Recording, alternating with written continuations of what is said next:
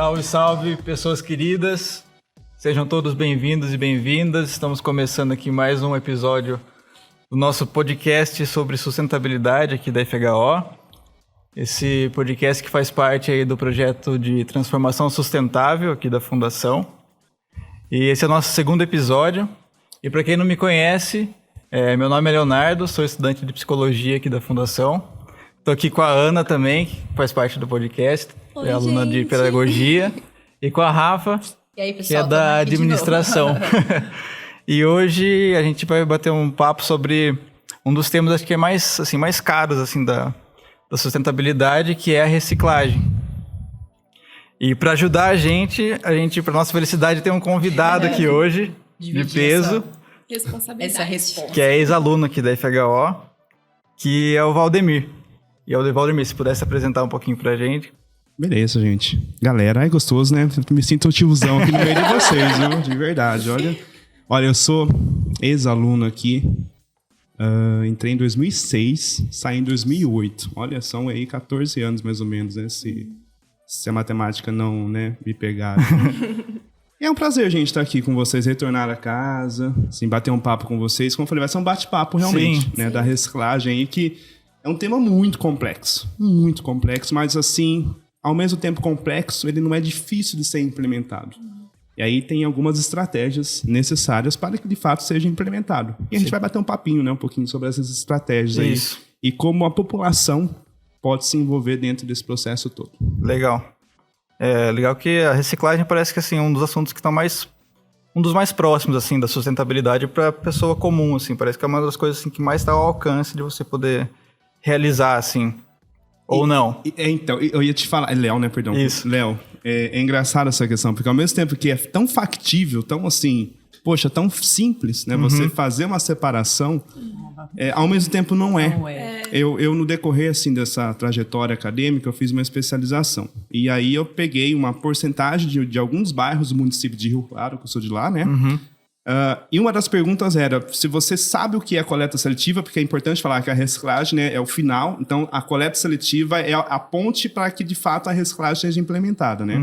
Porque aí vai da separação adequada dos materiais para depois ser encaminhado aí para a indústria transformadora e, de fato, fazer o reuso desse material, a reciclagem dele, né? A maioria, 90%, sabia, né? Eles sabiam o que era a coleta seletiva, o que era a reciclagem. Aí vinha uma questão seguinte, você pratica a coleta seletiva? Você, né, de fato, implementa isso dentro da sua casa? 40% só. 40%. Exatamente. Então aí tinha algumas questões no meio que, de fato, assim, foi fácil de identificar. Alguns não praticavam por questões mesmo assim de zona de conforto. Eu junto tudo, dá muito trabalho, não quero separar. Ou não entendi da importância, de fato, da separação, que tem pessoas envolvidas nesse processo, pessoas que sobrevivem da venda desse material, a importância da valorização do ciclo de vida, o impacto positivo para questões do meio natural, né? Porque você precisa extrair recursos naturais da matéria-prima, enfim, para fazer um determinado produto. Você pode utilizar um produto que já foi usado, né? E voltar para o ciclo produtivo. Enfim, são questões, eu acho, que envolvem a tomada de consciência das pessoas e, sobretudo, a educação. Isso. Bom, a gente já iniciou nossa conversa aqui, então, né? Eu acho interessante a gente explicar pro pessoal de casa, porque, como você disse, sempre tem uma parte ali que realmente não sabe, que tem dificuldade. Às vezes, até a gente mesmo, quando vai separar alguma coisa, nossa, qual que é, né? Então, Isso. é interessante a gente comentar. Bom, galera, na teoria, né? Que na teoria tudo é fácil, né? Não é? O Valdemir pode falar isso pra gente. Na teoria tudo é fácil, né? Então, a reciclagem era um processo, né? Basicamente, que transforma os materiais que já foram usados, né? Mudando seu estado físico ou biológico. Então, ele tem como principal intuito na reutilização. Então, por este processo, os materiais que seriam destinados pro lixo, eles podem ser reaproveitados, né? Passando por 4 etapas, que é o descarte, a coleta e a triagem e a valorização, né? Que é o que você um pouquinho... Você participa lá, né? Faz um pouquinho. E falando sobre a reciclagem, né, acho importante a gente relacionar ela com a sustentabilidade, que está totalmente ligada, né? E relacionando ela com a sustentabilidade, é importante a gente saber que ao reduzir essa geração de resíduos mesmo, a gente contribui para o ODS 12, o Objetivo de Desenvolvimento Sustentável, de consumo e produção sustentáveis. E também o ODS 14, de vida na água. Inclusive, no podcast passado, a gente até comentou um pouco sobre as tartarugas, né? E como o descarte incorreto de resíduos, como o próprio canudinho, a sacola plástica, afeta a vida marinha, né? Então, quando a gente tenta combater isso com uma conscientização de como realmente você descartar corretamente esse resíduo, a gente contribui para a meta 14.1 de reduzir a poluição marinha. Legal mesmo. Você provavelmente vai falar ainda pra gente, Valdemir, mas só para umas linhas gerais assim, a gente pode citar alguns benefícios da reciclagem. Que a gente, muitas vezes as pessoas nem sabem para que serve aquilo, por que tem que fazer esse serviço, né? Então seria legal a gente falar que a reciclagem tem muito a ver com a diminuição da poluição do solo, dos aterros sanitários, né? Evitar o entupimento de bueiro, de alagamento das cidades, evitar o desmatamento, que é uma coisa que a gente, quando você reutiliza o produto que já foi feito uma vez, o gasto energético é muito menor do que você começaria do zero produzindo ele, né? Então, você melhora também a utilização dos recursos naturais e promove a geração de empregos e renda, que é um exemplo ali da cooperativa, né, do qual você faz parte. Exato. Assim, quebrando o protocolo, né? Só algumas informações bacanas, sempre da sua fala, da sua, inclusive da sua também. Existe uma política nacional de resíduos sólidos no Brasil, né? Que é a Lei 12.305 de 2010. Então, ela é basiladora, assim, para um divisor de águas, de fato, nessa questão da coleta seletiva, da reciclagem, todos esses aspectos que a gente vai discutir hoje aqui, já estamos falando, né? E a política nacional, ela fala realmente qual que é o grau de prioridade desse processo todo, porque você traz, né? A reciclagem, ela é importante, super importante. Sim. Poxa, são anos que eu venho estudando e desenvolvo um trabalho, estou inserido dentro de uma cooperativa, né? De catadores lá no município de Rio Claro, que é a Cooperviva. Só que a política nacional coloca que, sim, qual que é a etapa zero? É a não geração. Se você não gera, você não impacta o meio ambiente, porque você não extrai matéria-prima, você não consome água, você não consome energia, etc, né? Sim. Então, assim, não geração. Só que a gente vive num mundo, né, na qual nós temos necessidades. Todo ser humano é dotado de necessidades, né? Mas até que ponto essas necessidades não são excesso? A gente precisa parar para pensar nessas questões, né? Porque quando há excessos, aí há desigualdade, há desequilíbrio ambiental, etc. Então, assim, não geração. Gerou, né, consumiu, então é você fazer a redução, a reutilização, a reciclagem, o tratamento desse resíduo só depois da disposição final. É a ordem hierárquica aí da Política Nacional de Resíduos Sólidos, né? Bom, para começar a falar, a gente já vinha falando um pouquinho, né, da separação dos materiais. Eu acredito que não é uma coisa que é muito falada, né? A gente não vê muito na televisão essa conscientização de como fazer essa separação nas redes sociais. Você acredita que ainda é um grande desafio por parte da população saber separar esses resíduos e como a gente pode fazer para contribuir para a separação correta? Eu acho que é. Eu vou, assim, direto ao ponto. Eu acho que vocês também, se vocês discordarem, pode falar, viu, gente? A educação, ela é peça-chave nesse processo. Concordo. Porque, né, você que é da pedagogia... Não, a educação é fundamental. Com porque a educação tem o papel de gerar essa tomada de consciência do sujeito. Né? E a educação tem esse papel, realmente, de humanizar o ser humano.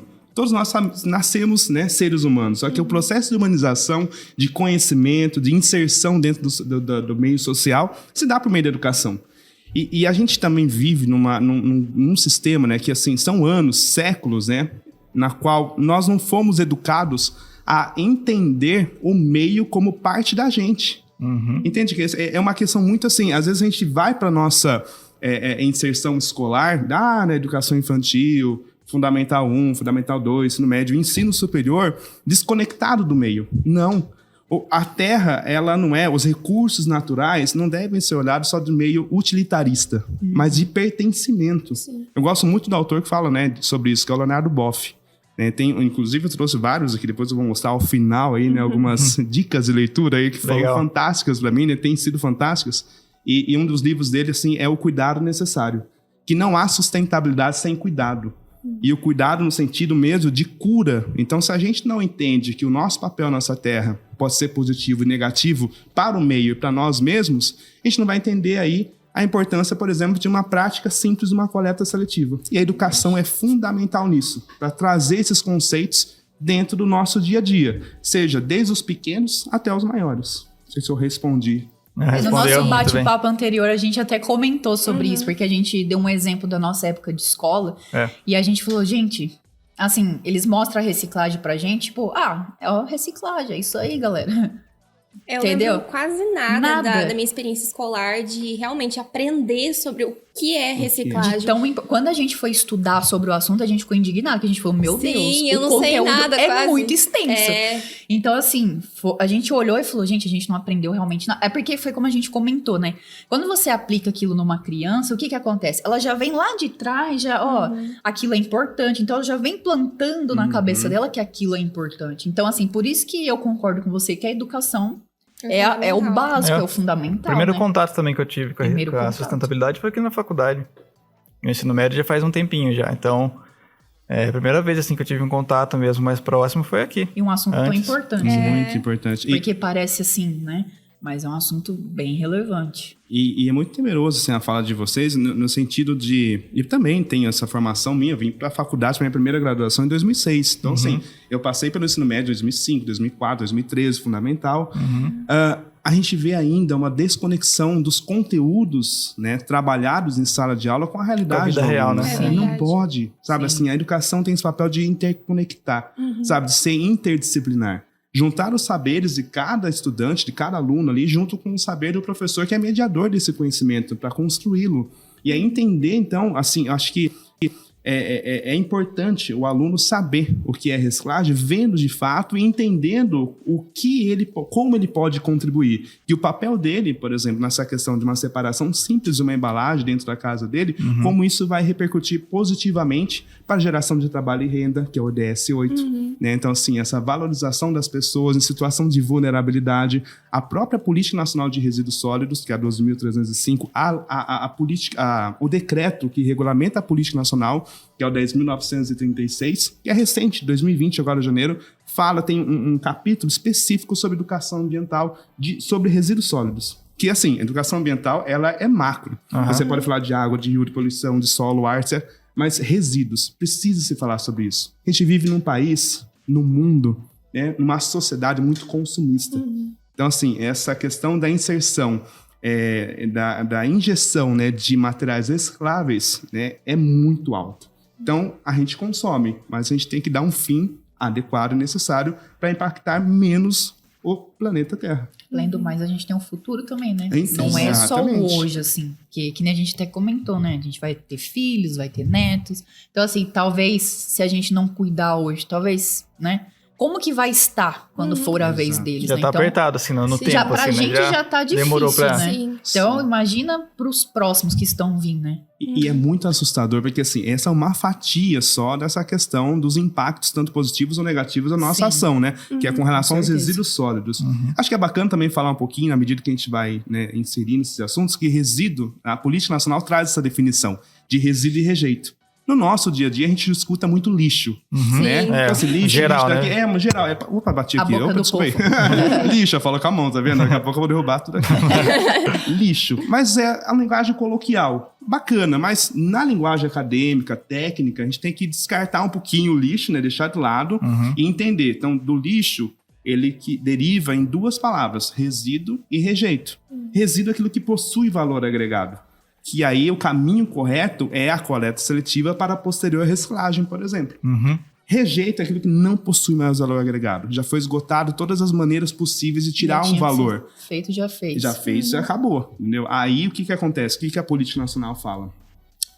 O destino adequado é o aterro sanitário, conforme a legislação, tá? Conforme a política. Só que, infelizmente, muitas coisas que vão ainda para o aterro ainda é resíduo, não é o rejeito. Porque aí a própria política não é assim objeto aqui dessa nossa discussão, mas é importante falar que tem a compostagem, que são os resíduos orgânicos, que poderia ser feito um processo de reaproveitamento, etc., e ir de fato para o aterro só rejeito.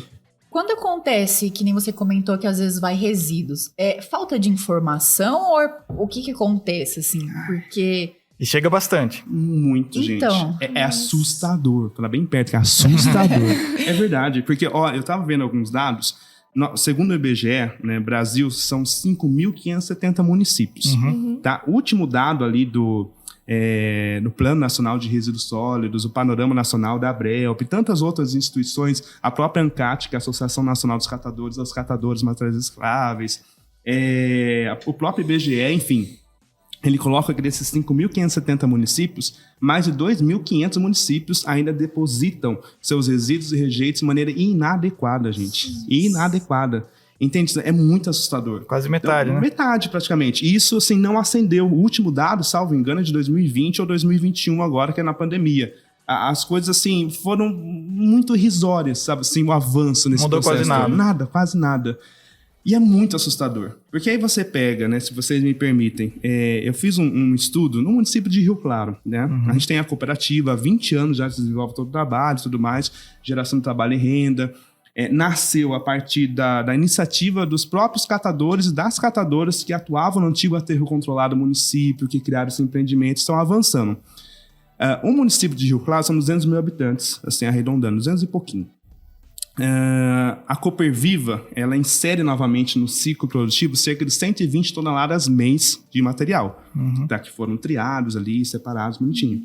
Só que se você pegar a quantidade de populacional do município de Rio Claro, isso você pode estender para áreas e outros municípios também, junto com um dado IPEA, que é do Instituto de Pesquisa Econômica Aplicada. Eu estou pegando dados científicos, tá? Porque eu ainda acho que, por exemplo, a questão do material reciclável na sociedade contemporânea é muito mais alta do que 40% que o IPEA coloca.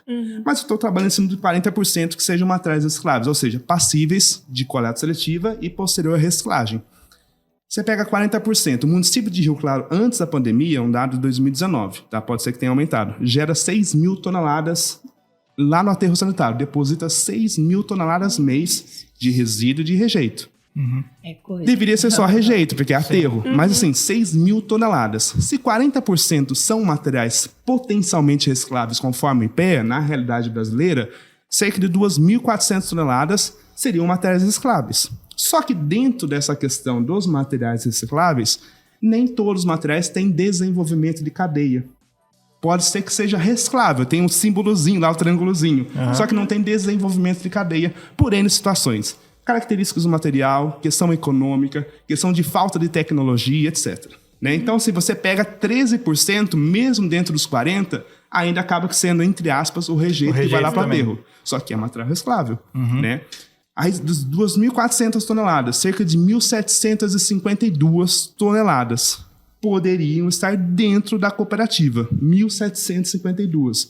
Cooperativa só comercializa 120. Nossa. Não são 6%. Nossa. Entende a realidade gritante, assustadora que a gente vive com relação a resíduos? E nada se fala sobre isso. Né? Assim, até uma crítica no sentido de do poder público assumir essa responsabilidade, porque é papel do poder público municipal, estadual, da União, fazer com que isso aconteça. Nós temos a Política Nacional de Resíduos. E, sobretudo, da sociedade em cobrar e fazer, de fato, cumprir a coleta seletiva, entendendo qual é a destinação correta dos materiais. É legal você estar falando sobre a questão do material que pode ou não pode, né? Fazendo uma pergunta retórica, já até pelo que você já falou, não é todo material que vai poder ser reciclado. Então, o que impede, assim, dele ser reciclado ou não? Quando chega ali na cooperativa para vocês? O que acontece, gente? A gente chama que quando o material ele até tem aquele símbolo de reciclagem, né, que ele pode ser potencialmente reciclado, e não ele esbarra no desenvolvimento de cadeia. Quando a gente fala desenvolvimento de cadeia, é entender a quantidade desse material colocado no mercado, produzida na indústria, consumida e descartada.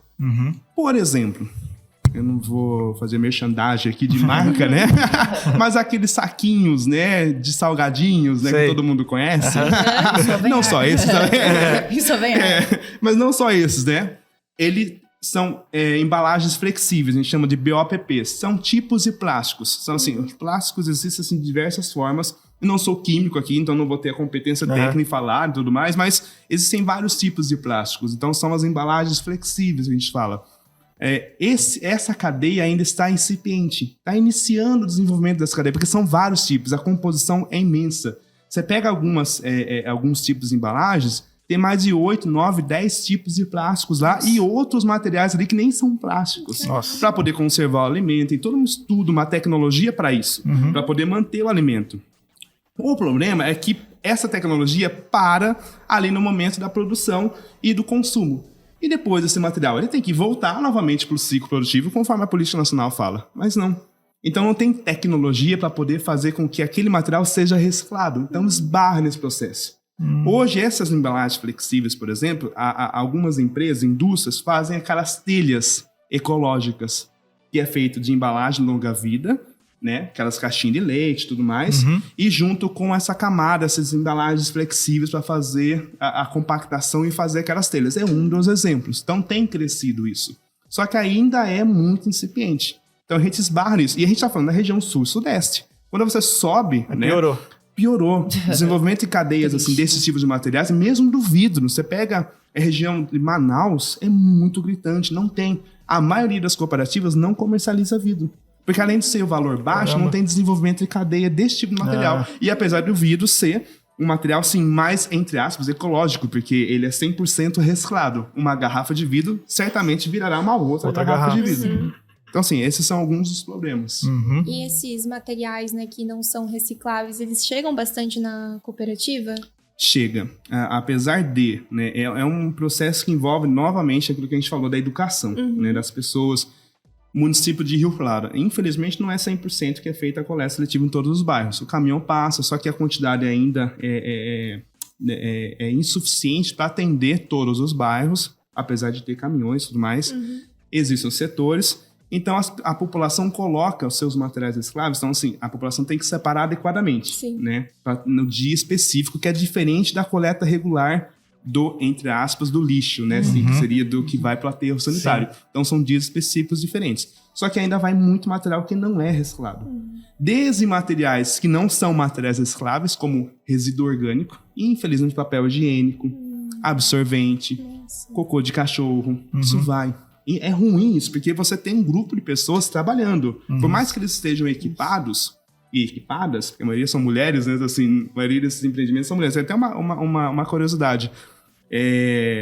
Nós temos aí mais de 1 milhão de catadores e catadoras no Brasil, segundo os últimos dados. 60% são mulheres. Olha só. A maioria são mulheres. Estamos representando. Vocês são o empoderamento feminino, gente, de verdade. Porque a maioria dessas mulheres sustentam a casa sozinhas. Foi a situação da minha avó. Meu avô faleceu e foi um meio que ela encontrou para realmente se sustentar. Foi a ser catadora de recicláveis, né? E eu acho muito interessante o trabalho que vocês fazem, sabe? De capacitar esses profissionais para realizar isso, né? Promover um trabalho digno, igual você estava comentando. Sim, e eu tiro o chapéu para essas mulheres. Eu tô ali inserido dentro da cooperativa desde a minha graduação, época como estágio. Sabe, assim, minha história começou lá com eles, porque a cooperativa de 2002, formalmente. E a presidente atual do empreendimento, ela chama Inaí Francisca da Rocha Marcelino. Ela trabalhava lá na catação dos materiais no aterro, que nem aterro era lixão. Depois se transformou em aterro, a CETESB, né, deu um TAC para o município para ela poder se organizar, para poder fazer, né, a gestão adequada dos resíduos, etc. E as pessoas que trabalhavam lá, o que fazer? Aí a gente tem também um caso do Lixo Extraordinário, que é um documentário, se vocês não assistiram, eu indico aí para todo mundo, tá? Ele foi indicado ao Oscar, inclusive, tem na Netflix. Caramba. Né? E aí tem sobre o aterro de Gramacho, no Rio de Janeiro. Então, assim, do Vic Muniz, o artista plástico Vic Muniz, juntamente com os catadores e catadoras lá do antigo aterro de Gramacho. Fantástico esse documentário, e ao mesmo tempo muito triste, porque ele representa, né, a realidade nossa do Brasil ainda. E aí, assim, você pega esse grupo de catadores, eu tiro o chapéu. Porque é um trabalho muito árduo. Sair de sol a sol, né? Buscar material, catar o material, separar o material. Não é um trabalho assim, puxar os bags. Então, assim, é um trabalho assim que é muito digno. E a CBO, que é o Código Brasileiro de Ocupações, reconhece o catador e a catadora como profissão. Desde 2002. Está lá no Código Brasileiro de Ocupações. E, Valdemir, até aproveitando isso que a gente está conversando, eu imagino que, assim, pelo menos grande parte das pessoas que chegam para trabalhar lá estão em situação de vulnerabilidade. Então, como é que funciona, assim, quando eles chegam? Como funciona a capacitação deles, assim? Se é uma busca ativa de vocês, se eles que procuram vocês?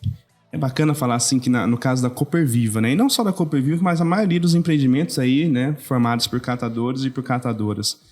A gente chama de núcleo duro, que é aquelas pessoas que estão lá há mais de 5, 10, 12 anos.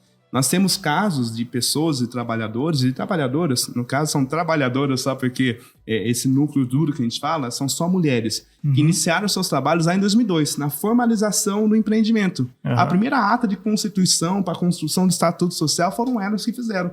Está lá a assinatura delas. Nossa. E permanecem até hoje, porque entendem essa questão da autogestão de uma cooperativa, o funcionamento dessa cooperativa e permanecem até lá. Então, assim, é meio que se mistura a essência de vida dessas pessoas. Então, é gostoso. E aí a gente tem um grupo de pessoas que, por situações de vulnerabilidade, sobretudo em meio à pandemia, onde a maioria perderam seus postos de trabalho, foram até a cooperativa para poder trabalhar. Só que aí meio que choca um pouquinho, né? Porque basicamente a gestão de uma cooperativa é uma gestão horizontalizada. Ou seja, tem o estatuto social, a diretoria, né, a tomada de decisão, no caso, ela se dá entre os próprios trabalhadores. Então, eles vão escolher quem vai ser a presidente ou o presidente, eles vão escolher o diretor financeiro, eles vão escolher quem vai ali representar eles no dia a dia. E esse poder tem que rodar a cada 2 anos. Né? E 1/3 dessas pessoas tem que sair. Aí vai o pessoal que está na mesa de triagem, ali no processo todo, dentro desse processo de... todo mundo, né? inclusão de todo mundo, não é uma gestão verticalizada. E aí, quando vem pessoas que trabalharam numa empresa com uma gestão verticalizada, acha, por exemplo, que a presidente é o dono ou a dona, entendeu? Então, não é dessa forma. Então, tem que ser feito um processo de capacitação de entendimento.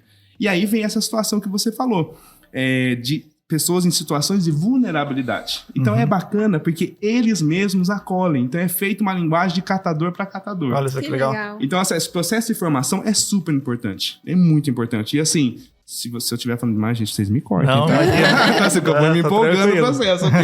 Quando eu comecei o trabalho com eles, lá em 2006, como estagiário ainda, eu comecei a desenvolver algumas ações, projetos. Eu fui conhecendo o grupo, né? Aí eu saí da FHO, fiz uma especialização na área de resíduos, que eu fui me apaixonando. Eu comecei aqui, eu falei até para a professora de biologia, junto num grupo de iniciação científica, tá? Com macroinvertebrados aquáticos. Ó, bem assim, no primeiro ano de graduação, né? Foi assim.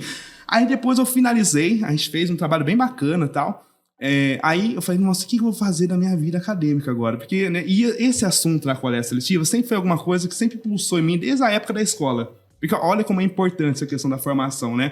Lá no PEB 2, na 8ª série, né? Antigamente 8ª série, eu saí para conhecer o aterro sanitário do município. Olha só. Bem assim, né? Bem pedagogia freire, né? Aquela sementinha, né? A semente. Exatamente. Né? E veio um profissional. Olha como são as coisas, né? Bem pedagogia freire, né? Esse de aula passeio, né? Que fala. Então, de ir lá ter o espaço, entender a realidade e voltar para a sala de aula e discutir esse assunto. Aquilo me chamou muita atenção. E aí eu fui, enfim, né, dentro dessa área e tudo mais.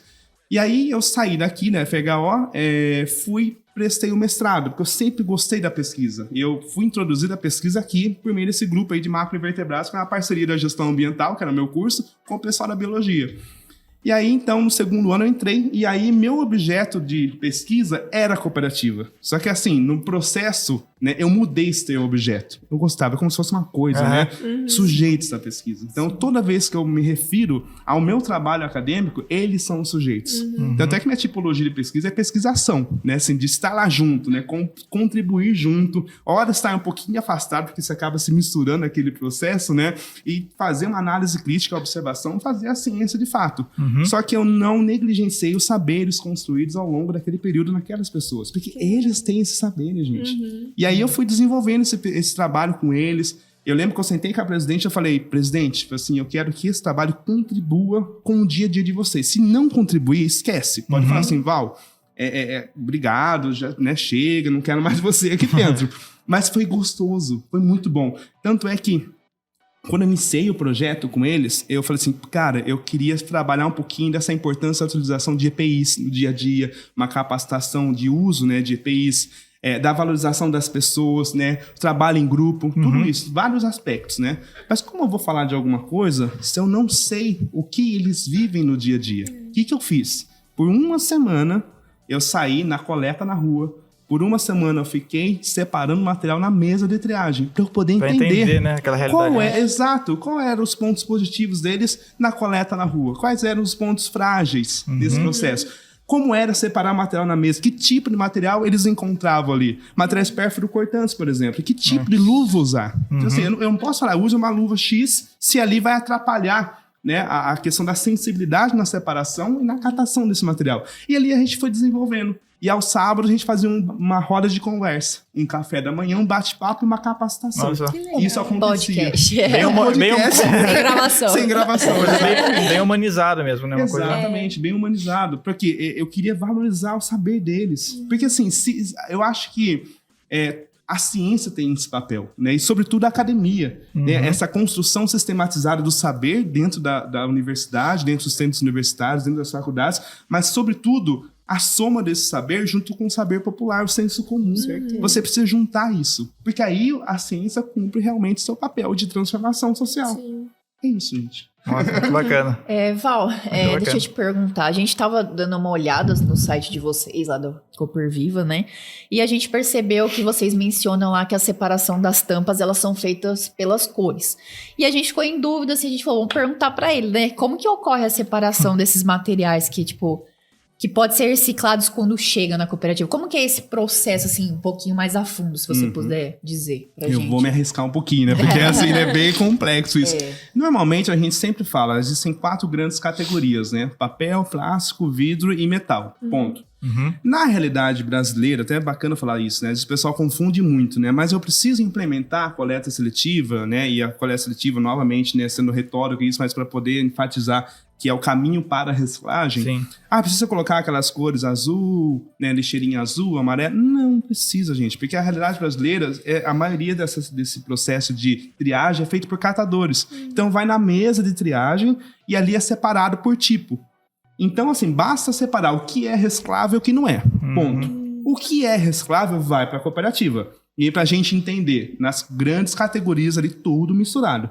Só que a mesa de separação, gente, é uma mágica que elas fazem lá. Porque são mais de 20 tipos de materiais, por cor, por tipo, assim, sabe? A tampinha A, tampinha B, rótulo A, rótulo B. Nossa. É assim que separa, são várias separações. E aí as tampinhas, por exemplo, é separada por cor. Apesar de serem tipos iguais, né? A maioria das tampinhas, por exemplo, a garrafa PET, que é um tipo de plástico, tem uma tampinha de PAD. Então, é um outro tipo de plástico, não pode separar junto. Nossa, e a gente acha a corzinha ali.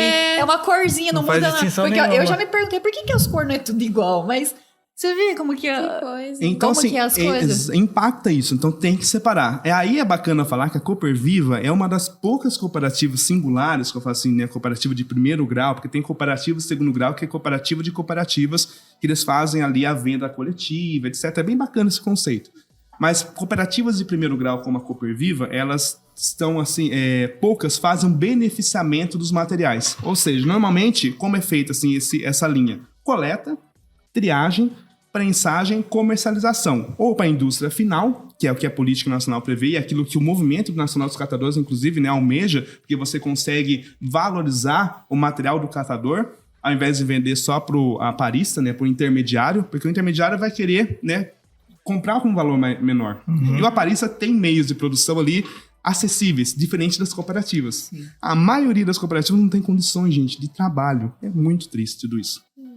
E assim, pegando o exemplo da Cooper Viva, então a gente saiu, né, em 2020, por meio de um projeto, a gente saiu da coleta, da triagem, da prensagem, da comercialização, para coleta, triagem e beneficiamento de alguns tipos de plásticos. Ou seja, nós conseguimos um projeto com o Instituto Rotary, né, que é o Rotary Alvorada, Rio Claro. Nós estávamos participando com outras instituições e nós submetemos a partir de uma proposição da minha pesquisa de doutorado para poder beneficiar esse material, alguns tipos de plásticos. E a gente submeteu um projeto chamado Agregando Valor ao Trabalho do Catador, moagem de plásticos. E aí nós conseguimos uma máquina que faz essa moagem. É um ciclo fechado de água, então ambientalmente falando, ela é correta, então um ciclo fechado. E aí é feita a moagem de alguns tipos de plásticos, tipo PAD, PVC e PP. Garrafinhas de shampoo, por exemplo, garrafinhas de água, não aquelas que fazem barulho, né, que é garrafa PET, aquelas que fazem copinhos de água, né, que o material é PP. Então a cooperativa ela moe e ela vende diretamente para a indústria final para a fabricação de novos produtos. E você agrega mais de 70% em valor. Nossa, olha só. Interessante 70%. Isso. Então, 70%. Na pandemia, quem manteve o fluxo de caixa da Cooperviva foi esse beneficiamento desse material, foi esse projeto.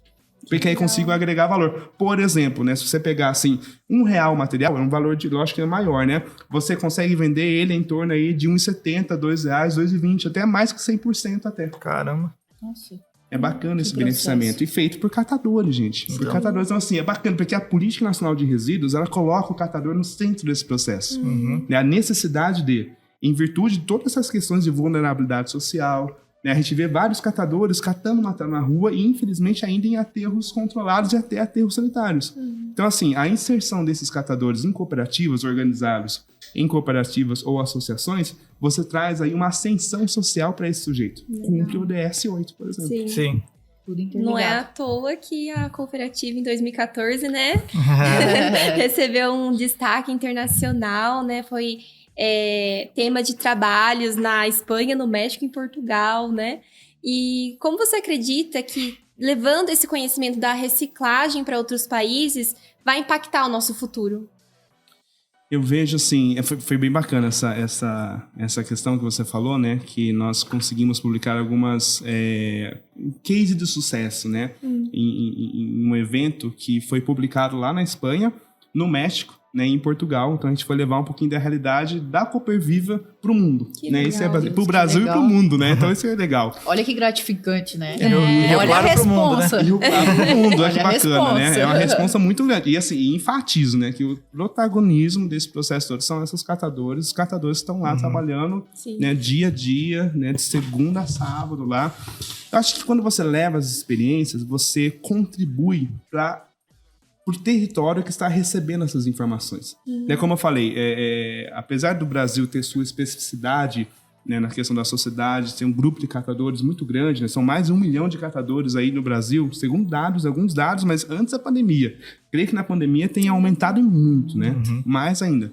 Só que existem situações, países, por exemplo, que também tem grupo de catadores. Né? Então, assim, é bacana, porque nós recebemos um grupo de Portugal. Além de levarmos essas informações, esse case do sucesso, nós recebemos também um grupo de professores da Universidade de Lisboa para poder entender esse processo, como funciona ali, e levar também para Portugal, né, para Lisboa ali e discutir, porque era economia solidária.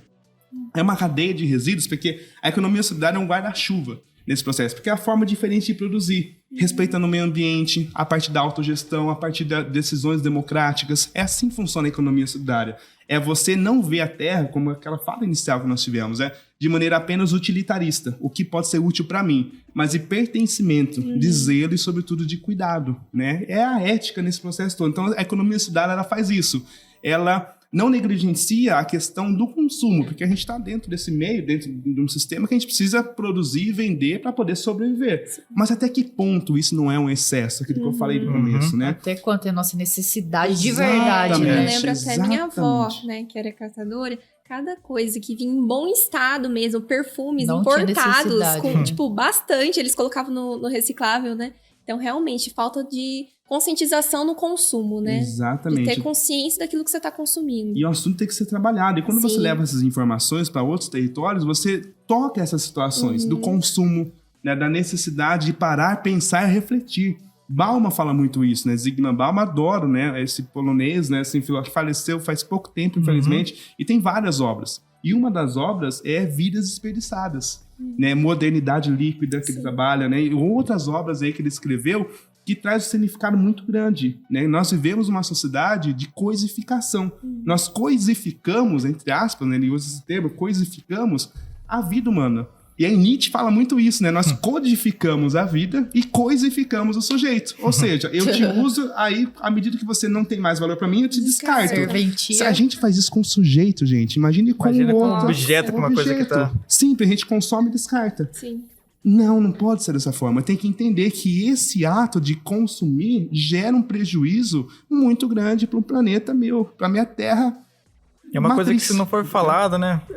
Falando já é difícil. Chega. Se você não fala nada sobre o assunto, passa batido com certeza, né? No dia a dia, na loucura do dia a dia, vai passar batido. Tem que se falar. E aí a gente volta de novo naquilo que a gente estava falando no começo, né? A educação é fundamental nesse processo. Você tem que falar desde os pequenininhos, gente. Uma linguagem diferenciada. Né? Todo mundo tem a capacidade de aprender, mas qual vai ser o meio para você aprender? Vygotsky fala isso, né? Você tem, assim, todo ser humano é apto a aprender. Sim. Mas a forma que você traduz esse conhecimento, você transfere esse conhecimento para o outro sujeito, você precisa entender isso. E não é um depósito só de conhecimento e de informação. Faça a coleta seletiva. Não, porque senão fica uma coisa muito assim, uma educação bancária, como diz Freire. Né? Abre a cabeça da pessoa, joga toda a informação. Coleta seletiva, informação, coleta seletiva, reciclagem. A pessoa vai para casa e não tem ligação nenhuma. Tem que ser conectado isso, tem que ser trabalhado. Contextualizado, exatamente. Tem que ser inserido num programa não pontual, mas contínuo, ao longo. Tem que ser um conteúdo programático, pedagógico, pensado da educação infantil até o ensino superior. E isso praticado dentro da comunidade que esse aluno, que essa aluna está inserido. A diferença de uma coisa dessa seria fenomenal, assim, de você pensar de uma coisa que começa na escolinha e, por exemplo, vem até a faculdade, né? No nosso caso aqui, que tem a gente teve a matéria toda de sustentabilidade. E a gente está aqui fazendo podcast hoje, então é uma fantástico coisa... isso. E sabe assim, isso são temas transversais, o MEC coloca, né? Porque as instituições de ensino superior respondem ao MEC, né? É fiscalizado pelo MEC. E aí o MEC coloca para as instituições de ensino superior os temas transversais, relações étnico-raciais, direitos humanos, cidadania, sustentabilidade, responsabilidade social. Isso faz parte da estruturação do conteúdo programático do curso, independentemente de ser pedagogia, DM, psicologia, você tem que ter isso. Só que na educação básica, isso não é cobrado. E a educação básica, gente, o próprio nome já diz, é básico. Como que esse sujeito vai chegar no ensino superior se não tem uma educação sólida básica? A gente chegou... Entende?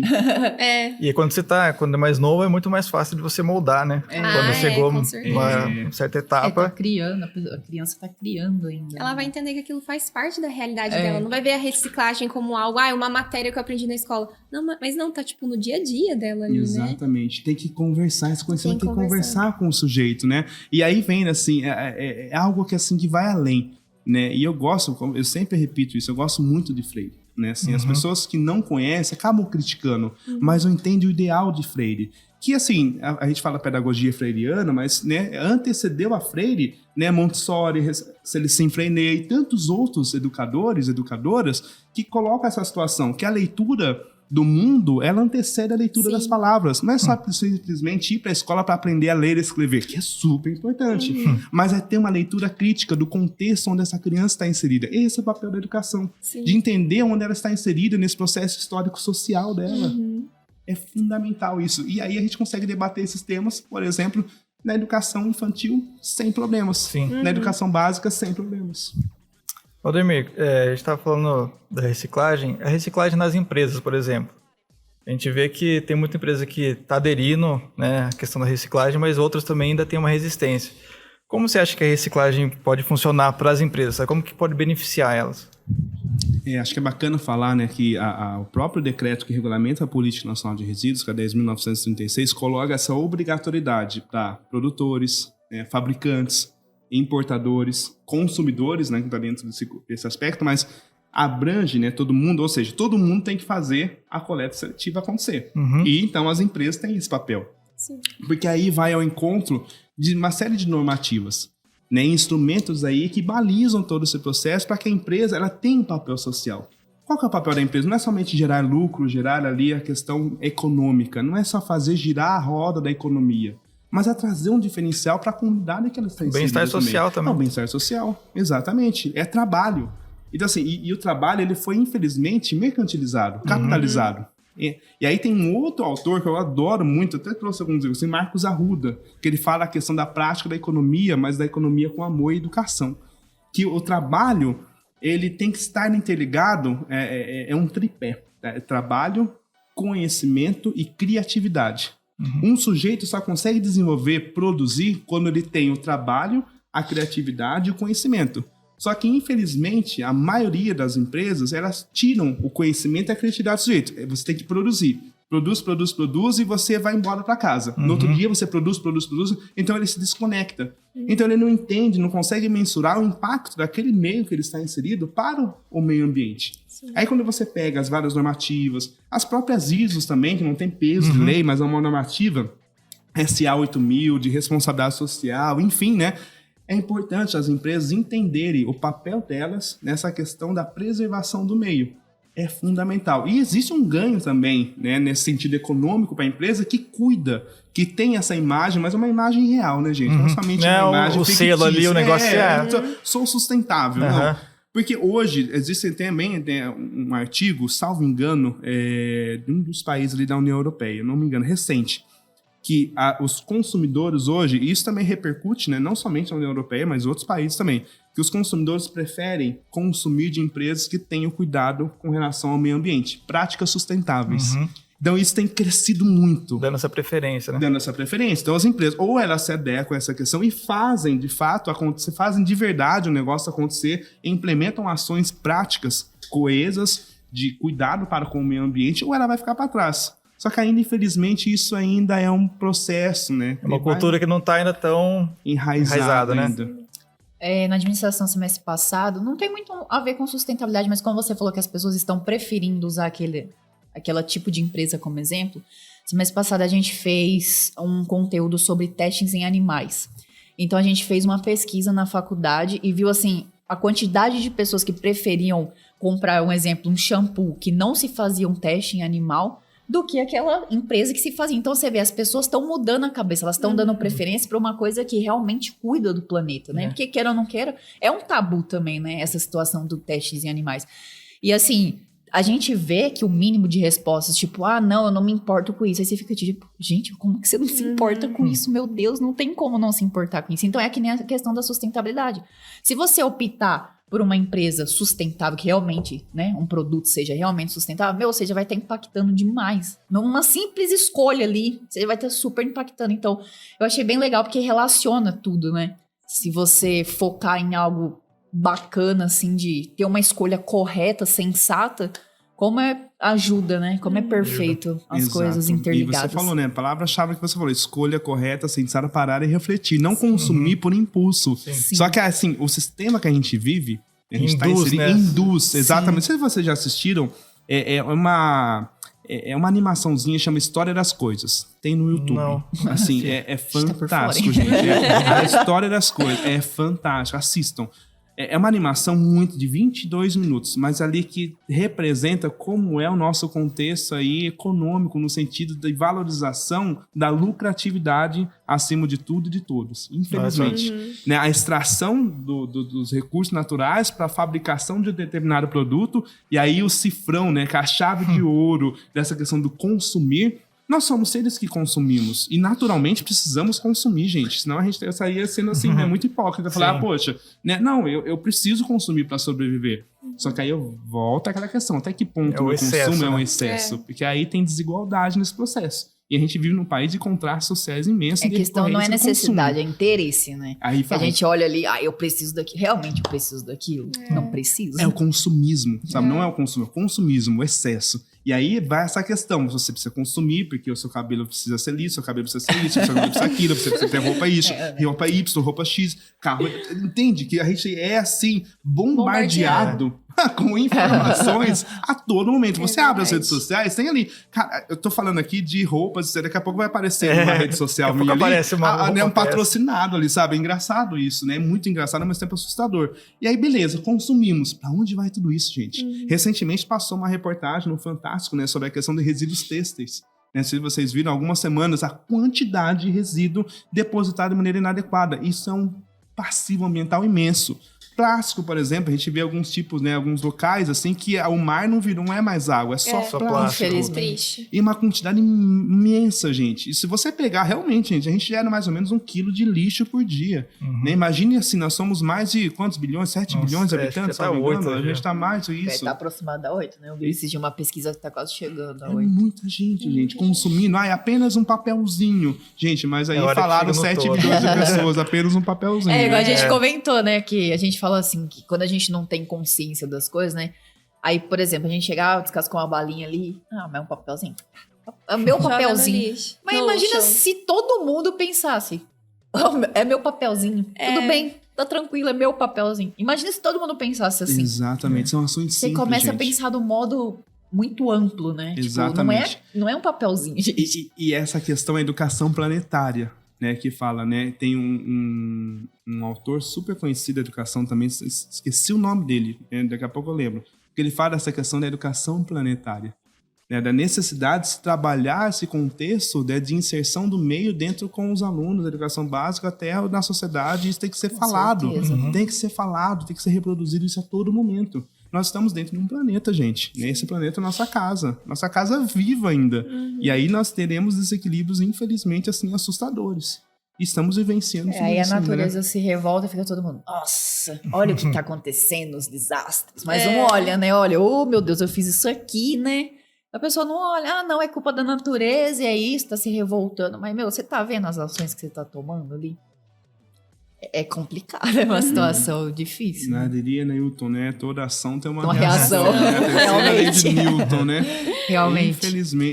Felizmente e infelizmente, né? Mas entende que cabe a nós, gente. Aí a gente fica, né? Eu sou muito utópico, né? Eu gosto da utopia, é verdade, eu sou muito utópico, né? Sem utopia não dá pra viver, Não cara. Não, tem que ter uma cara, não utopia. dá. Tem que ter uma utopia. Eu sou muito utópico. E sou muitas vezes romântico nesse processo, porque a gente tem que falar, né? Minha Couto fala isso, de esperança, né? Todos os dias, sobretudo no momento que a gente tem vivenciado. Porque se a gente esquece de falar de esperança, a gente esquece da humanização. Porque é um processo, tem que ser construído, falado, dialogado, né?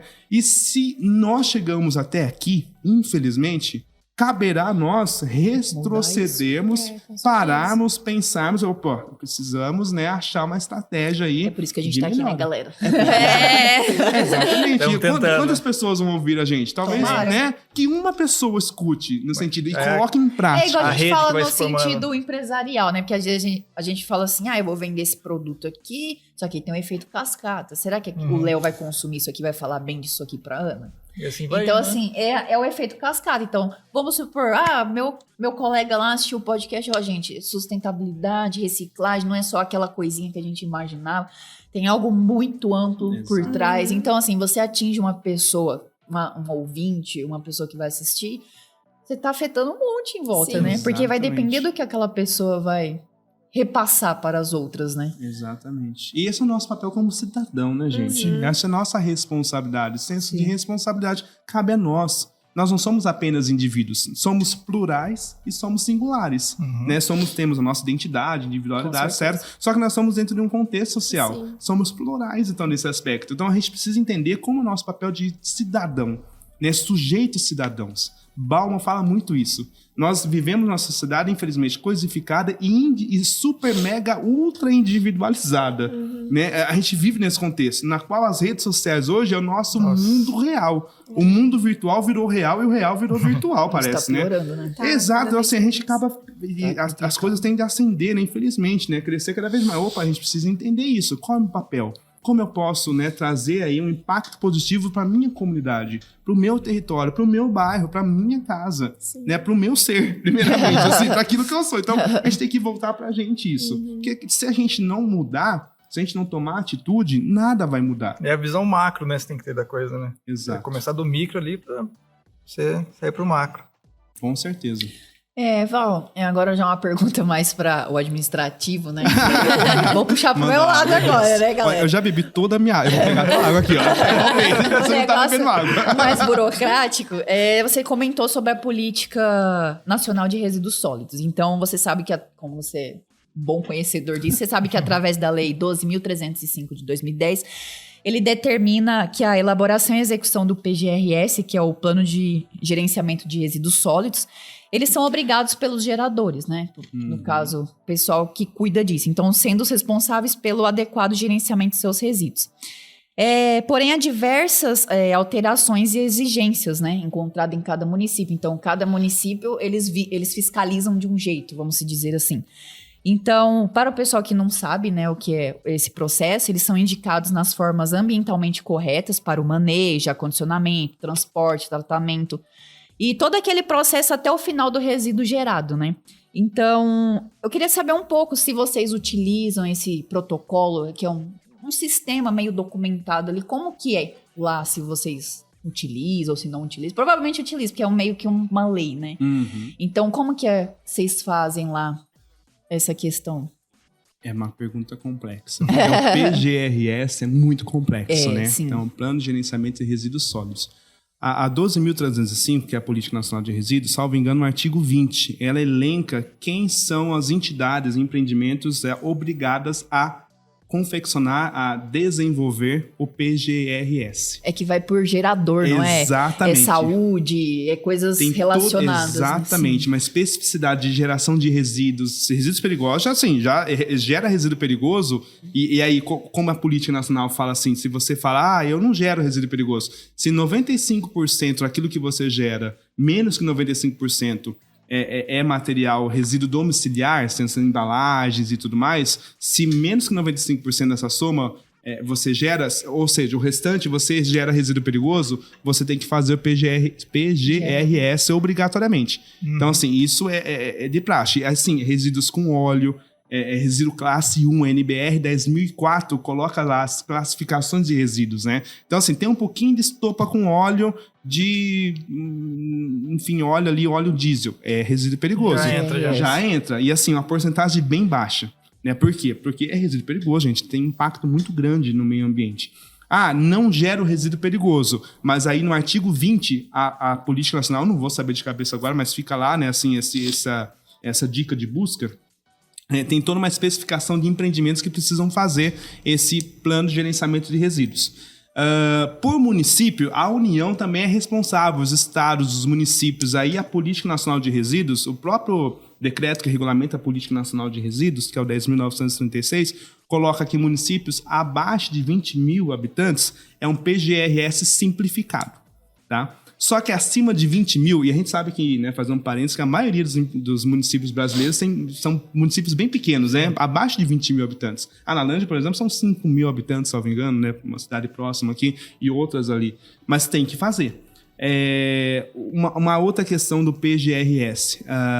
O próprio decreto que regulamentou a Política Nacional de Resíduos, antigamente era o 7.404, de 2010. Aí ele foi revogado pelo 10.936. Ele está mais específico.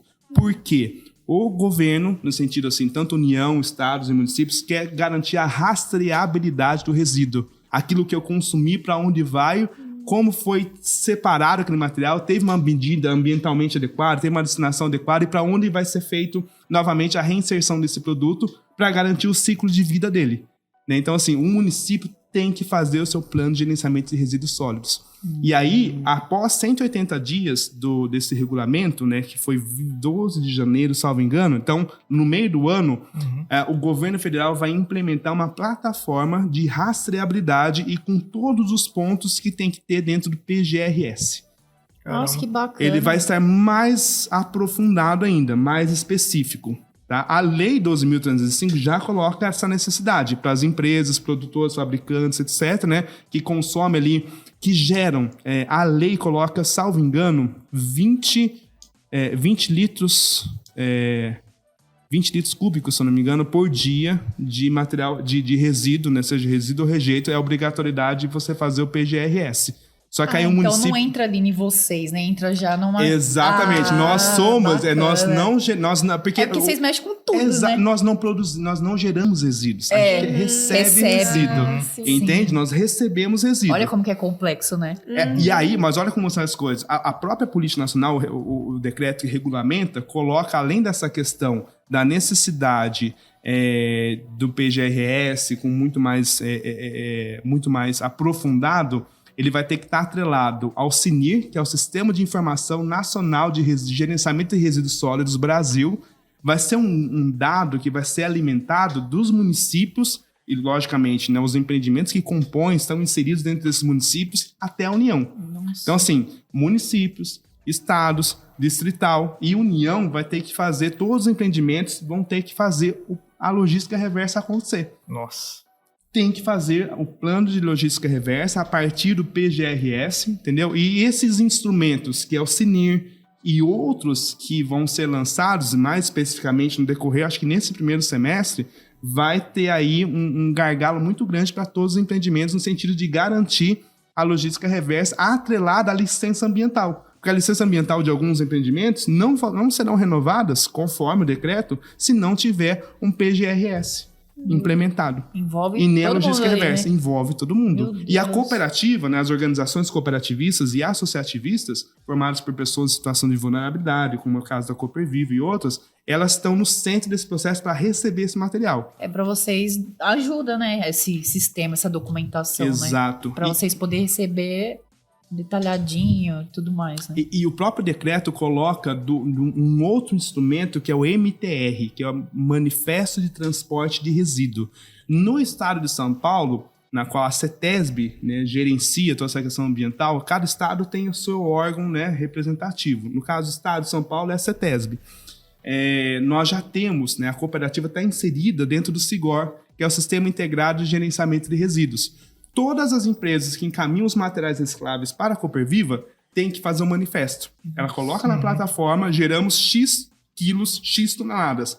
Nós recebemos, estamos cadastrados, a Cooperviva recebe, garante, alimenta o sistema, dá ok, recebemos esse material foi comercializado para a indústria X. É feito a emissão da nota fiscal e vai para a rastreabilidade desse resíduo aí, como créditos e logística reversa.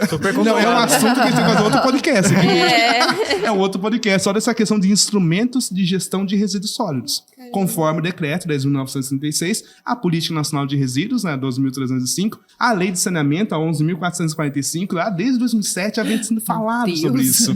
E outras normativas. Quantos anos de estudo? Que hora? Pra me decorar um trenzinho já. Não, mas é aquela questão, gente. A gente só sabe, né? Na prática. Quem sabe que nada sabe. Quanto mais você busca, mais você sabe. Puxa vida, cara, não sei. Preciso buscar mais, saber mais um pouco a respeito disso. Porque é muito, assim... É muito imenso, né? Assim, Vasto, é uma dimensão, né, muito grande de conhecimento de leis. E vai mudando, gente. Tem um Planários também, que é o Plano Nacional de Resíduos Sólidos do Brasil, que foi colocado agora em 2020 e 2021. Eu não terminei de ler, é um documentão enorme. Não dá, é muita coisa. Então, assim, eu foco no meu objeto de trabalho, né? Que são os catadores, a cooperativa, desenvolvimento de cadeia com relação aos materiais escravos, etc. Tal. É muito imenso tudo isso. Então, assim, é uma série de normativas, legislações, etc. aí para poder aí desenvolver da melhor maneira possível. Só que, assim, é um desafio imenso, né, gente? Imenso. Como eu falei de início, né? O desafio que nós temos no município de 6% só. A efetividade nossa é de 6%. Então, ou seja, 90%, mais de 90% está indo para aterro. Esse é o nosso desafio. Imagine outros municípios também, né? Então, enfim. Mas é legal, ó, ver você falando assim, porque você é uma pessoa bem interessada, né, no assunto, assim, bem... Quase com a paixão, né? Pelo jeito que você tá falando. É uma coisa... Daqui a pouco eu começo a chorar aqui, cara. É verdade, eu sou muito emotivo. Eu sei assim. Eu sou muito emotivo. Minha esposa brinca comigo, gente, só fala um ar diferente e já começa, porque é a paixão mesmo, uma coisa que mora dentro de você fazer com mesmo, paixão, né? Porque desde lá da educação básica, como eu falei, né, de início, eu fui aprendendo, entendendo esse processo e comecei aqui na FHO, todo esse trabalho, fui fazer mestrado, fui fazer doutorado, eu lembro até hoje, no processo meu de mestrado, meu orientador, João Sérgio Cordeiro, fantástico, é um amigão meu, virou um amigo, assim. Eu fui tomar café esses dias com ele, que a gente tá desenvolvendo um projeto juntos, e aí eu lembro que na seleção da prova, etc, tal, lá na Federal de São Carlos eu fiz, no PPG, o Programa de Pós-Graduação em Engenharia Urbana. Foi em 2011 eu entrei no mestrado, então eu fiz 2009, não passei, aí no ano seguinte, 2010 para 2011 eu passei, então iniciei. Eu lembro que na entrevista, eu todo morrendo de medo, peguei meu projeto bonitinho, né? Introdução, justificativa, né? Objetivo específico, sei lá, bonitinho, né? Eu queria, né? Toda essa questão científica, né? Dos métodos científicos e tal. Eu lembro que ele me fez assim, a pergunta: por que você quer fazer esse projeto? Achei que ele ia falar psicologia de pesquisa, aqui, né? Meu Deus, onde que eu escrevi isso, né? Eu não escrevi isso, gente, né? Porque eu escrevi tudo e foi logo o que faltou. Exato. Moço, faz isso. Eu demorei, assim, alguns segundos para responder. E ficou ecoando essa pergunta na minha mente, assim, por que eu quero? Eu falei, gente, eu acho que se eu desse... Ali a resposta minha era, né? Você tá apto a entrar no programa ou não? Esquece, né? Eu parei, aí comecei a analisar toda essa questão, essa paixão mesmo, né? Essa construção que foi feita. Aí eu falei assim, porque eu acredito. Porque era sobre a valorização do trabalho dos catadores, aí, né? Salvou o trabalho. Salvei minha entrada no mestrado, né? Eu se defendi, né? Já fiz assim, porque né? Porque eu acredito. Parabéns, cara. Você entrou. Já até qualifiquei.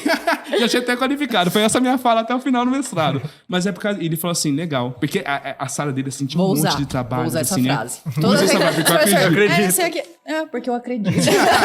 Porque eu acredito. Mas Isso assim, aí, ó, realmente 10. foi... é todo mundo aqui, gente, porque eu acredito. É a frase, assim, coloca lá. Institucional. Guarde essa frase. E realmente ele falava assim, tá vendo isso aqui, ó?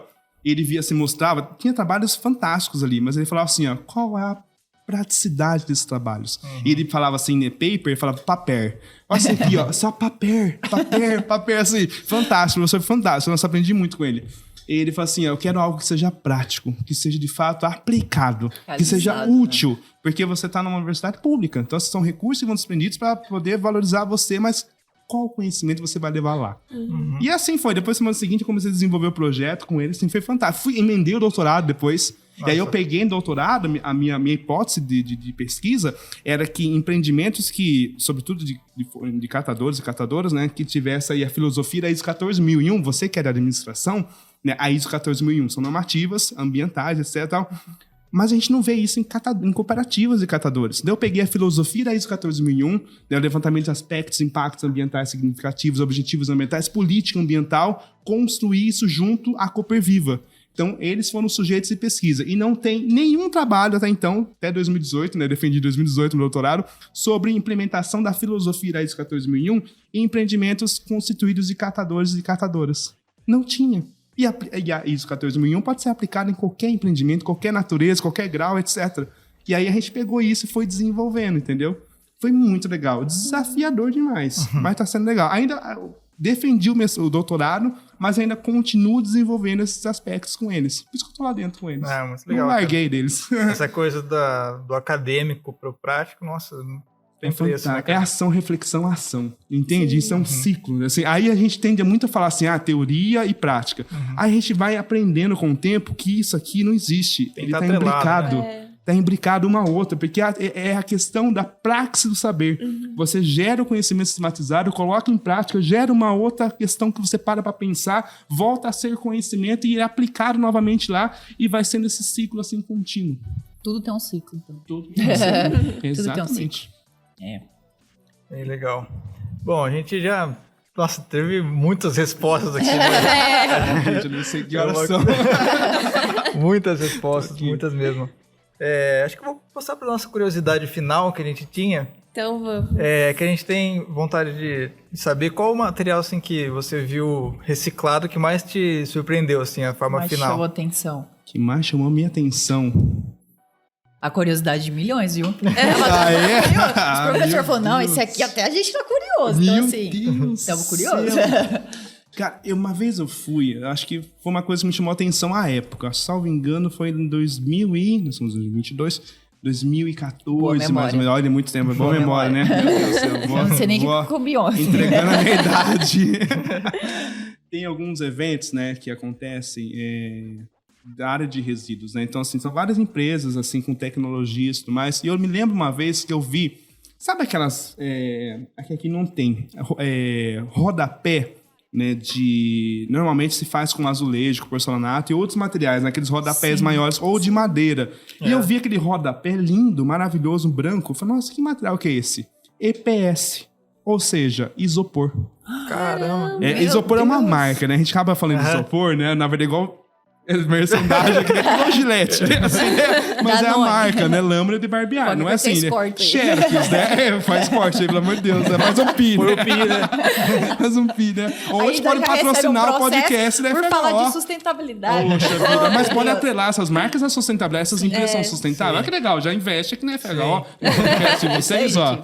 Desde que essa parte de investimento eu pode deixar comigo. Mas é engraçado que eu vi esse rodapé, era feito de EPS. Gente, fantástico, sabe? E aí eu vi uma iniciativa de uma empresa de fabricação de casas de EPS. Exatamente. Casa. E eu sei da empresa, não vou falar o nome aqui, mas eu sei da empresa. Porque eu já falei tanta coisa, né? Mas assim, casas com isopor. Aí faz toda a ferragem e injeta o isopor, né? O EPS, e fazem aquelas placas e são pré-moldados, como se fossem pré-moldados de cimento. É reciclagem de EPS. Aqui não me chama muita atenção. Tem casos aqui no estado de São Paulo, casas e casas, né? No estado de São Paulo com essa tecnologia. Nossa, Deus, nem como imagina. pode, né? Tecnologia, Tem que cara, ter uma é muito inteligência. bom, muito Danada, bacana. né? Porque eu não pensaria numa Muito coisa bacana, dessa. sabe? Muito legal. Ah, e uma coisa bem simples, né? O próprio panfleto da cooperativa, né, de divulgação da coleta seletiva, ele é feito de caixinhas de embalagem longa-vida. Essa é um panfletinho marrom, é feito em embalagem longa-vida, caixinha de leite, gente. Caramba. Aqueles panfletos é feitos de embalagem longa-vida. É o entendeu? potencial, né? é O potencial enorme que tem, né? Gente, Lavoisier já falava isso, né? Na natureza, nada se perde, nada se cria, tudo se transforma. Gente, a gente faz parte da natureza. Por que a gente também não, né, constrói algo para poder voltar novamente para o ciclo produtivo? A gente vive numa economia circular. E aí vai um termo muito assim, né, que está em alta, que é a economia circular. É fazer o negócio voltar ao ciclo produtivo novamente. E aí vem dentro das empresas, né, ESG, né? Então, assim, essa questão ambiental, social e de governança, as empresas têm buscado muito isso, porque elas têm entendido o seu papel. Se a gente não conduzir ações práticas, gente, a gente vai, assim, estar fadado ao fracasso, infelizmente. E uma mudança, assim, tão drástica no ambiente que a gente vive, acaba que conspirando contra a gente mesmo. A gente falou que ia finalizar, mas eu não tô aumentando de curiosidade disso aqui, porque a gente comentou muito de questão de educação, né? Do adulto, da criança. Eu queria saber de você. Você, de forma como educador, como que você ensina a conscientização ambiental aos seus alunos ou até o mesmo pessoal que você trabalha junto? Qual é o seu lema, né? Meu lema? Qual é o seu incentivo? Sabe qual é o meu lema? Eu acredito. Frase de milhões. Eu acredito. Gente, eu pensei que ele ia falar tão sério. Eu até parei de respirar. Eu também fiquei, gente, vai ser algo muito extraordinário. Eu acredito. Gente, agora esse meu professor, obrigado. Gente, Rafaela, você só tá usando isso. Eu vou usar, eu acredito. É sobre isso. Hashtag eu acredito. Coloca isso. Só vai ver tudo, fotinha né? do pessoal, eu acredito. Esse é o nome do Gente, episódio, a gente vai cara. virar meme. É verdade. Meu Deus do A céu. gente vai ser rico. Vocês estão também. fabricando meme aqui, eu acho. Eu acredito. Mas é verdade, sabe? Essa questão, sabe qual que eu também, né? Tirando essa brincadeira, né? É o diálogo. O diálogo, ele é fundamental. Eu tô também ministrando aulas na EJA, na Educação de Jovens e Adultos. Cara, é fantástico, assim, minha turminha, assim, né? Labuta o dia todo, né? Assim, eu tiro o chapéu pra eles. Não, E tem uma demais. galerinha, assim, de 17, 18 anos, até os seus 30, 40, 50 anos. Então, assim, é uma miscigenação ali, bem heterogênea o grupo. Só que a galera tá lá pra poder estudar, por dentro de situações que não teve possibilidades, oportunidades à época. Estão lá, assim, precisa crescer, avançar, sabe? Então é gostoso de ouvir a história dessas pessoas, né? E assim, imagine você, né? Aqui vocês sabem muito bem disso. Vocês, né? Talvez trabalharam, levantaram cedo, etc. Vem pra universidade, vem pro centro, né? É cansativo. Imagina a galera que trabalhou tal, ir pra escola ainda, tá fazendo a escola, tá fazendo ainda educação básica, tá no PEB 1, vai lá pro ensino médio ainda e tal. Então, assim, é muito cansativo. Então, assim, eu gosto muito de fazer rodas de conversa, né, sabe? São ouvi-los, né? Falar um pouco de sustentabilidade. Esses dias a gente trabalhou sobre identidade e sustentabilidade. Né? O entendimento do eu, o eu com eu, né? Essa fala realmente, aquilo que Bauman fala, Nietzsche fala, tantos outros autores, né? E qual é o meu papel nessa questão da preservação do meio ambiente? Como eu devo preservar? Como eu devo agir nessa forma? E eu ouvi cada um deles. Esses dias a gente vai falar sobre lixo. Logicamente, eu ia falar sobre a questão de resíduo e rejeito, né? E aí, eu cheguei na sala, eles estavam em U, né? Deixei a projeção, tudo lá bonitinho. E peguei uma caixa, né? Uma caixa de papelão e coloquei vários materiais recicláveis dentro. Garrafa PET, latinha, plástico, etc. E uma balança. Vai aprendendo. E uma balança, A entendeu? dinâmica. Aí eu pegar um exemplo aqui, né? Peguei a balança, coloquei assim, à altura dos olhos deles, e coloquei a caixa em cima. Exatamente 2 quilos. E assim, deixei ali. E eles olharam, ficaram olhando e tudo mais, né? E aí eu iniciei ali meu bate-papo com eles. E aí eles perguntaram, professor, o que é isso? Assim, é uma caixa. Eu falei, o que tem aí dentro? Aí comecei, sabe, a aguçar a curiosidade, porque realmente a educação tem que aguçar a curiosidade, não é dar respostas prontas, né? Eu falei assim, cada um foi inventando o que tinha ali dentro. Ah, por que tem 2 quilos? Aí a gente vai trabalhando, porque, né, em média, cada brasileiro gera 1 quilo. Então, é o meu lixo e o seu lixo aqui dentro. Então, a gente foi desenvolvendo isso. Legal. Então, o meu e o seu são 2. Tá aqui, ó. Eu e você. Aí eu peguei a caixa, né? Mas eu não falei que tinha ali dentro, né? Só depois, né? Mas antes de você falar ali, era o meu resíduo e tudo mais, eu peguei a caixa e joguei assim no chão. Todo mundo fez um barulhão. Porque imagina, cara, latinha, etc. Todo mundo assustou, assim, geral, porque eu tava num momento assim, né? Então todo mundo assustou. Nossa, professor doido, né? No começo do ano já tá ficando louco, né? Aí no meio do ano, né? Tá doido. Aí alguns começaram a falar, e aí, o que vocês acharam dessa atitude? Eu falei assim, nossa, você jogou lixo no chão. ignorante, sabe? Foi indo assim, uma atitude de ignorância, uma atitude assim de desrespeito, uma atitude, cada um foi pontuando. Eu falei, não é isso que a gente faz todo dia com o nosso meio ambiente? Nossa, dá na Entende? fuça, Assim, né? pra poder, sabe, Eu nem ia falar nada, que eu ia falar, meu Deus, eu contextualizar. faço isso. A gente faz isso, né? A gente Então, tá evitando. Fazia, né? Porque, assim, né? Agora, como a gente participa de um negócio, a gente tem que se polir. Por favor, né? A gente tem que dar o exemplo. Então, assim, a gente... Hoje mesmo, Léo... Aí eu... aqui não pode.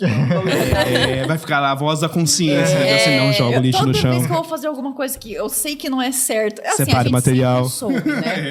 Mas aí fica aquele negócio de... Meu Deus, eu tô gravando um podcast pros alunos. Gente, eu tenho que ser exemplo.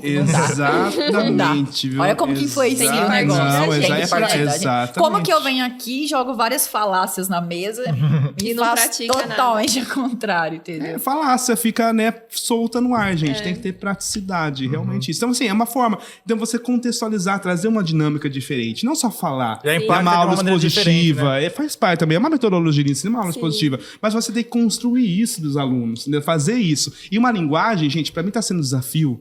Porque eu atuo no ensino superior também, já trabalhei em várias instituições, né, assim, durante anos.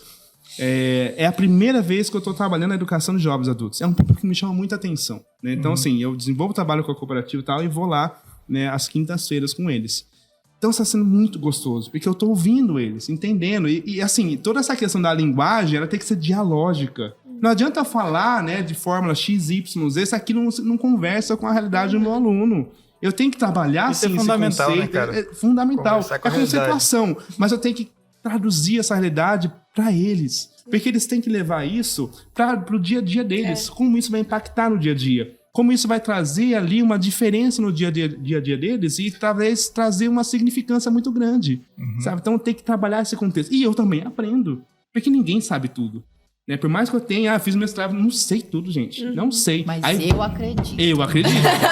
Exatamente. Eu acredito. Então, você queria mostrar algum... Eu quero deixar umas Por favor. indicações Por de favor. leitura pra vocês. Ó, tá Nossa, vendo? sim. Vocês são assim, vai ficar na voz da consciência, viu? Assim, Eu vocês vão ter que ir lá na biblioteca caçar esses livros aqui. Gente, eu quero mostrar alguns livros aqui. Que um pouquinho de tudo que a gente falou, né? Tem um autor, salvo engano, Carlos Drummond de Andrade, que fala, né? Que nós somos feitos dos livros, né, que lemos, dos cafés que bebemos, das prosas que trocamos, parafraseando mais ou menos isso. E realmente gente. A gente vai adquirindo conhecimento, entendendo, né, o nosso contexto de vida aí, entendendo qual é o nosso papel neste mundo, né? Um papel a gente tem que ter, gente. A gente não veio aqui só para degradar o meio ambiente, pelo amor de Deus. Só para consumir, para ter, né? E aí vai muito nessa questão, né? A gente é medido muito pelo que temos, né? O ter, mas e o ser nessa história? É verdade. A gente Deixado tem que de lado, entender, né? deixar de lado. Assim, então, e a educação tem esse papel realmente de trazer o ser pra gente, a humanização, de saber o contexto de vida nosso, né? E assim, esses livros também são basilares, são livros assim, gente, de cabeceira, Cabeceira, né? de cama, sabe? Tem outros, eu não consegui trazer tudo no carro, cara. Mas eu trouxe, acho que é uma essência bem Eu acredito que na pontual. próxima você vai trazer Eu vou todos. trazer, vamos lotar essa bancada aqui, ó. Pode preparar uma bancada maior, que eu vou colocar à disposição aqui, ó. Gente, você vai conhecer esse livro, Sim. né? Pedagogia da Autonomia. Cadê a câmera? Acho que é essa câmera, essa aqui ou essa daqui, né? Mas ó, Pedagogia da Autonomia, gente. E tem aqui, né, FGO, viu? Nossa, que maravilha. É fantástico, assim. É um livro de cabeceira de cama, assim, sabe? E eu vou rabiscando, tá vendo? Ó, eu vou... E trabalha muito essa questão do educador, porque eu trabalho, né, com alunos, então eu sou educador. Ao mesmo tempo, eu sou, educador, aprendiz, eterno aprendiz, eu vou entendendo esse processo. De entender a educação não só como depósito de conhecimento, de informação, mas de construção. Sim. Produção e construção desse conhecimento em meio ao nosso dia a dia. Não fugindo, né, da necessidade de ter ali um zelo pela educação, da necessidade de ser, de fato, construída, porque é um conhecimento sistematizado, mas também de entender que a educação se dá em meio a esse diálogo aqui, ó, dos vários saberes, dos saberes diferentes, né? Esse é um deles, gente. O outro aqui, ó, Viviane Mossé. Gente, Ela esse é livro aqui, maravilhosa, ó, ela tava no... Cadê a câmera? Tá aqui? Ela tava no Café Filosófico, acho que há alguns meses, não me lembro a data, acho que foi final do ano passado. Eu comprei esse livro, porque eu conhecia ela assim, mas não sabia das obras dela. Ela citou, fui lá, comprei. Gente, comprei, é fantástico. É uma... Filosofia de Nietzsche é fantástico, né? Assim, é muito difícil de você compreender, né? Você que é da psicologia, céu. É muito... Mas é bem bacana, sabe? Assim, quando você começa a entender esse processo todo da vivência, da necessidade, da vida, o que a gente tem feito com o nosso meio, né? O impacto de tudo isso no nosso dia a dia. Enfim, ele traz muito essa reflexão pra gente. Então fica aí uma dica de leitura também. Com certeza. O outro cuidado necessário, eu falei do Leonardo Boff, né? Eu adoro também, é um autor assim que eu admiro muito, Leonardo Boff, tá? Então assim, é um livro, eu tô lendo, tá vendo isso aqui? Eu tô ainda, não cheguei nem na metade. Então é um outro livro que eu adquiri recentemente e eu tô lendo com muito carinho. É fantástico, gente, também vale a pena. Vocês estão aqui, né, tocando podcast aí de sustentabilidade, fica a dica de leitura, viu? Tem viu? bastante preocupação assim, com a ecologia, né? O Leonardo Boff, né? Tem. E ele fala, né, que não tem como, né, você falar de sustentabilidade sem falar do cuidado. E o cuidado, em latim, a palavra essência é cura. Né? Você entender esse cuidado, né? Os tipos de cuidado, o cuidado amoroso, o cuidado preocupação, o cuidado prevenção e o cuidado precaução. Basicamente, esses 4 tipos de cuidado, ele vai trabalhando em cima desses aspectos. Do nosso meio, da construção do meio, né? O que a gente tem feito, entendendo a terra como utilitarista, não é só de exploração, é de você de se pertencer, de estar junto, entender, ser recíproco. A gente precisa trabalhar esses conceitos. Aí vai naquela questão que a gente falava nisso, né? De trabalhar isso desde a educação básica até o ensino superior. Outro, gente, Vidas Desperdiçadas, Zygmunt Bauman. Gente, só o nome, ó, já dá pra ver a capa dele, né? Ó. Já dá pra ver pela capa que tem aqui algumas coisas assim que chamam muito a nossa atenção. Só aqui na sinopse do livro, a produção de refúgio humano. Já fala isso, né? Humano. Ou, mais exatamente, de seres humanos refugados. Né? Os que não poderam, ou não quiseram ser reconhecidos e os que não obtiveram permissão para ficar. É um produto inevitável da nossa sociedade. E vem isso, sabe? Esse trabalho é consequência inseparável da modernização, efeito colateral da construção da ordem e do progresso econômico. E aí vem trabalhando, né? Toda essa questão. E tem várias obras dele, gente. Modernidade líquida, Amor líquido, Medo na cidade. São várias e várias obras. Vale a pena a leitura. Muito bacana mesmo, cara. E por último, esse livro também é fantástico, gente. Educação para uma Economia do Amor. Você que é da pedagogia, você que é da administração, você que é da psicologia, vocês que são aí de todas as áreas, enfim, ouvintes que estão aí assistindo esse podcast, vale a pena. É fantástico, Marcos Arruda. E ele trabalha mesmo essa questão da construção de um novo paradigma, não só de exploração, da lucratividade, da economia no sentido só de capitalização, mercantilização. Já estou com a garganta seca. Mas também de entender essa economia como uma prática da construção do ser humano, da necessidade, suprir necessidade. E não de afugentar certos sujeitos, mas de atrair a todos para dentro de um contexto, né, de sustentabilidade. E é legal falar que a palavra sustentabilidade ela é lá da década de 1700, sabia, gente? Que o primeiro termo usado, a sustentabilidade, foi por um economista. Não me lembro o nome dele. Economista. Entende que como que a gente acaba se perdendo nesse processo? Porque tudo tem que conversar, dialogar. Cada profissão, cada área de conhecimento tem que trabalhar esses conceitos. Né? Se a gente, cara, não tiver esse pensamento, a gente está fadado, infelizmente, a desaparecer dessa terra. E a terra, assim, não precisa da gente, não. Entende? Assim, vai ser um favor pra ela, desde que tá indo, vai ser um favor a gente desaparecer. Exatamente. Ou a gente coexiste, gente. Eu gosto muito dessa palavra, coexistir. Sabe? É coexistência. A educação tem esse papel. Esse momento aqui tem esse papel de trazer isso em mente, né? A memória. Essa tomada de consciência do nosso papel nessa terra, de pertencimento. E não apenas de utilizar, explorar e viver dentro do meu contexto de vida, do meu ego, da minha individualidade. Não, tem que entender além, né? Fugir dessa caixinha. Sim. E aí, galera? Infelizmente a gente vai ter que encerrar. Já, gente, tá tão gostoso. Cara, vai ser próximo. Eu acho que a gente foi muito privilegiado de ter você aqui. Nossa, eu gostei demais, gente, adorei estar aqui com vocês. Umas coisas que eu nem imaginava. Foi um show mesmo, assim, acho que pra quem estiver acompanhando a gente também vai gostar muito. Tem só acrescentar. Valeu muito a pena, cara. E que as pessoas repensem, né, o consumo sustentável, ser sustentável, né? Pensar a questão da reciclagem, olhar para os catadores de outra forma também, que eles são não são vistos com nobreza, assim, dentro da sociedade, né? Infelizmente, não é desmérito nenhum, gente, Não. sabe? É um trabalho, sabe? As pessoas, talvez, é muito complexo Eles isso, né? estão sendo mais ideal do que a gente, Exatamente, né? são agentes ambientais, exatamente. Né? Cuidam no meio, Se eles param cuidam. o serviço, né? Imagina. Imagine parar, exatamente. A gente de toda essa verdade. quantidade, por mais que seja 6%, só mais 6% a mais está indo para aterro. A vida útil do aterro diminui. Aí você precisa de mais área para enterrar rejeito. Resíduo e rejeito. Mais resíduo do que rejeito, de fato, né? Poxa, por que não tem uma política pública que valoriza?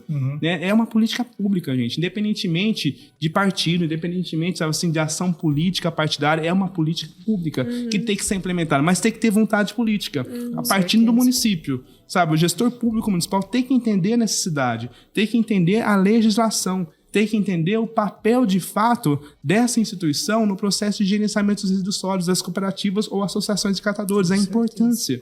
Porque aí você acaba aqui maximizando a vida útil do aterro, você acaba aqui valorizando o ciclo de vida do produto, você coloca em prática a logística reversa e, sobretudo, você gera trabalho e renda de maneira assim digna. Porque não melhorar a retirada desses trabalhadores é um trabalho que tem que ser mais valorizado. Sim. Sabe? certeza. Começa por cada um de nós, na separação adequada desses materiais nas nossas casas.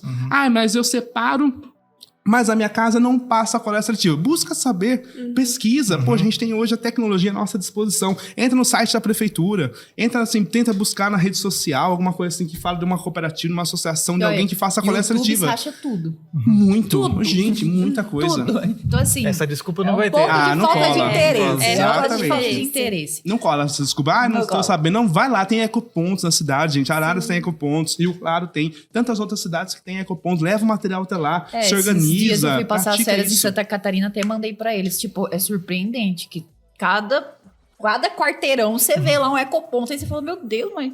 Exato. Porque eu particularmente nunca tinha visto pra esses lados aqui. Quando eu cheguei lá, eu via um em cada quarteirão. Eu falava, meu Deus, é muito... Não, é necessário, e é uma questão que tem que ser Sim. feita, implementada, né? E não só ter lá, né, o objeto lá, né, o mobiliário lá do IPEVs, né, os pontos de entrega voluntária, mas ser feito um trabalho de educação. Aí vai naquela questão que a gente falou aqui. Educação, sensibilização da comunidade, sensibilização dos munícipes, né, nas escolas, usar os instrumentos existentes, as escolas, as associações de bairro, fazer isso, né?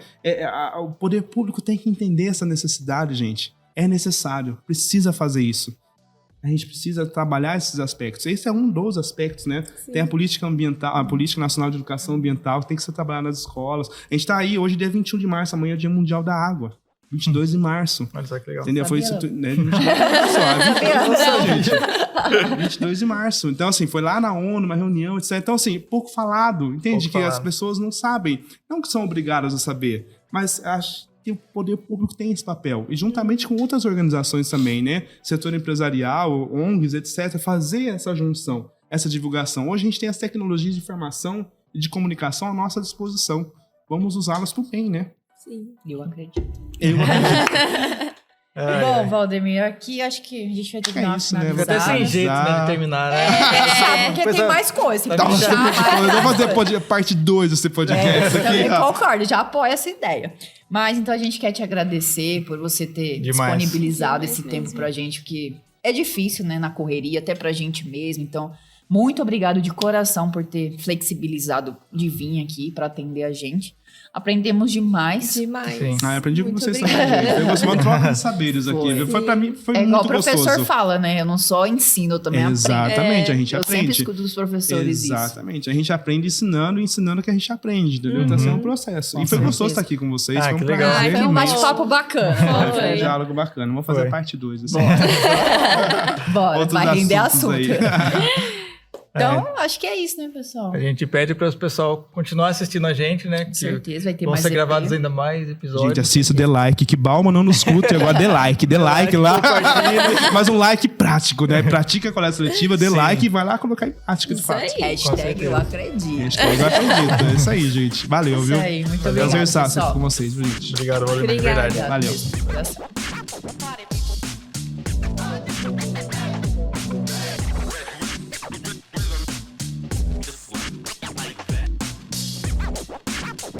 Ixi, gente, todo mundo dormiu. Galera, vocês estão aí.